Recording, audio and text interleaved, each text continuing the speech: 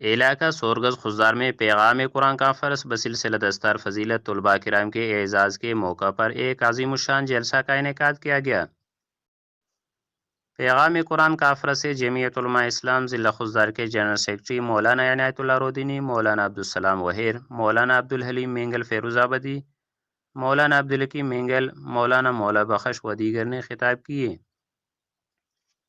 شاعر مولانا مجیب الرحمن و شاعر علی اکبر نے اپنے مخصوص اندازوں میں حمد باری تعالیٰ، نعت رسول مقبول صلی اللہ علیہ وسلم اور مدرسہ کی شان میں نظم پڑھتے رہے۔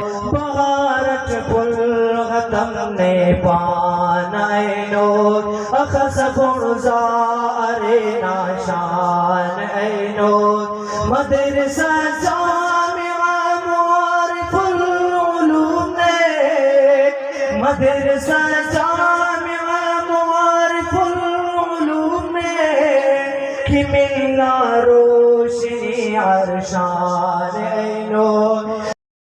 اور قاری عطا اللہ و قاری عبدالوہاب نے قرآن مجید کے تلاوت کی سعادت حاصل کیے۔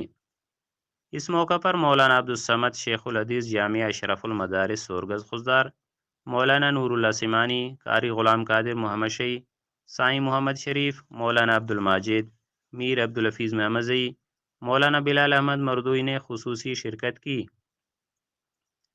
جلسہ مدرسہ کے بانی مولانا عبدالعزیز کے زیر انتظام، جبکہ مفتی عبدالرؤف محمد مینگل، حافظ غلام اللہ کے زیر اہتمام انعقاد پذیر تھا۔